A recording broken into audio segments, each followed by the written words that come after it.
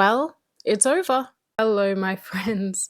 Today I'm going to be discussing the grand finale of All Stars 10, and then tomorrow I'm going to discuss the aftermath. You're going to want to stick around for that one because I have a lot to say.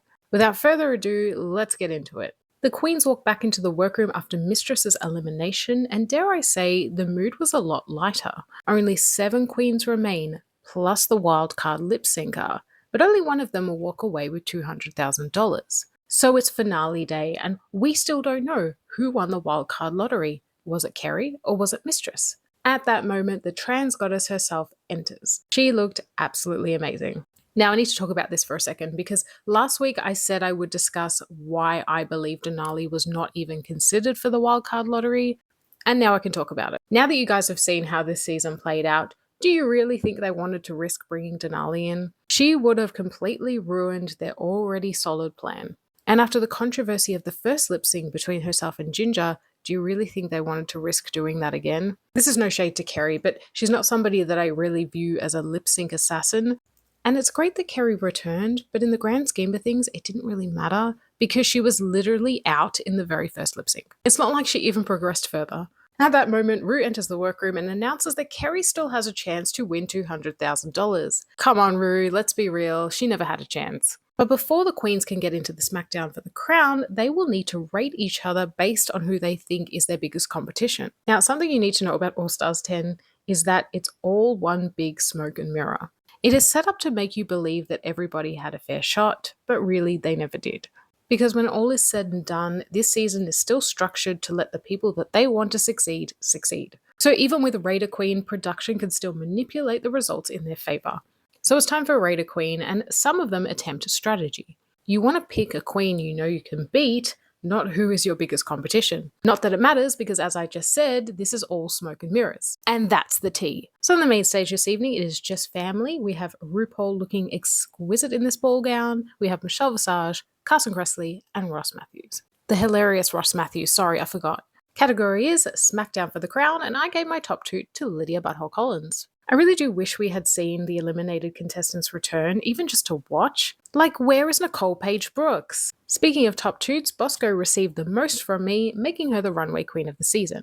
And if I had to pick my favourite look of Bosco's, it was her coffin look. So the results have been compiled and the rankings are set. Like this entire season, the SmackDown is bracket style. According to the results, Ginger is first place and she's to go up against 8th place Kerry Colby. Bruno picks Ginger's ball, naturally, which means she gets to pick the song. She picks Disease by Lady Gaga. Ginger does her cross-eyed shit and wins. Crediting drag looks here on Instagram. Poor Kerry, she went through this whole wildcard lottery business only to go out first. I do think Ginger emoted a lot more in this lip sync, but I'm seeing online that people think Kerry won this one. And then there's some people that think nobody won this one. So let me know what you guys think. Up next we have Lydia, who is ranked 2nd, and she goes up against 7th place Irene the Alien. Lydia's ball is picked and she chooses Joyride by Kesha. Lydia annihilated this lip sync. Irene was very awkward in a lot of the stunts that she pulled, and sure enough, Lydia moves on. I'm sad for Irene, but her redemption this season is my personal favourite thing to come out of All Stars 10. Next is 3rd place Georges facing off against 6th place Aja. Georges' ball is picked and she chooses Party Lights by Natalie Cole.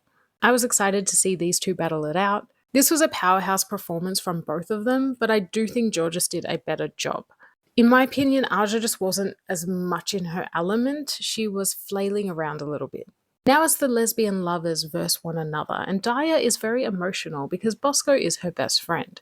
Bosco's name is picked, and of course she chooses Show Me How You Burlesque by Christina Aguilera. I mean, this was her song. She was even dressed in a burlesque outfit. And she gave us a burlesque performance. This was the best performance of the night, hands down. Bosco moves on, but of course. Round 2, and it's Bosco vs Ginger. And Ginger's ball is picked again, naturally. I have never seen this much blatant production riggery in one season.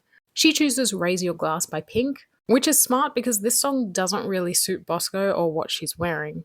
Ginger did a great job, don't get me wrong, but it's all this pushing from production that has helped her achieve this outcome.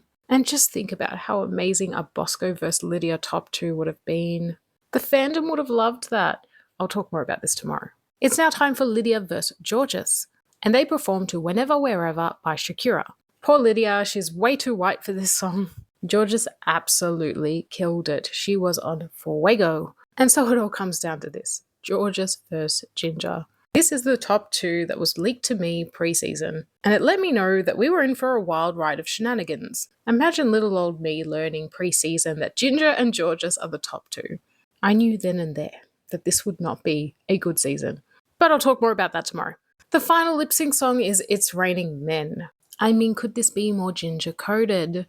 But despite it being the perfect song for Ginger, Georges actually tore it up.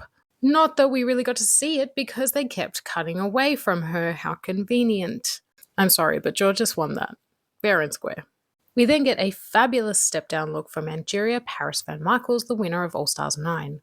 And so the winner that we were all expecting to get a crown gets a crown. Congratulations, Ginger. I am so happy for you.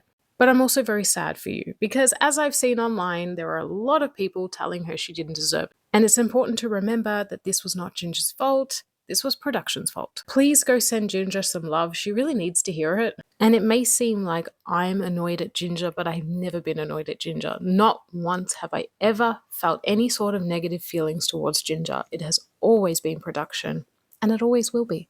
So, my friends, tomorrow I will be discussing this wild ride of a season, what went wrong, the missed opportunities, plus I'll be comparing the rest of the cast to their original season.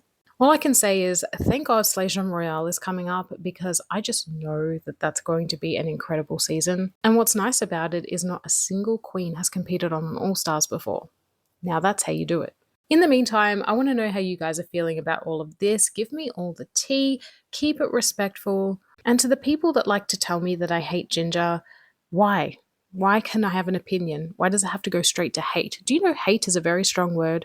I do not hate Ginger. I do not dislike Ginger. I actually really, really like Ginger. I always have. I've been a fan of her since day one. I'm really happy that she won. I just wish it hadn't been done in this way. And I think that's fair to say because it also affects Ginger as well. Like, this hasn't been good for Ginger either.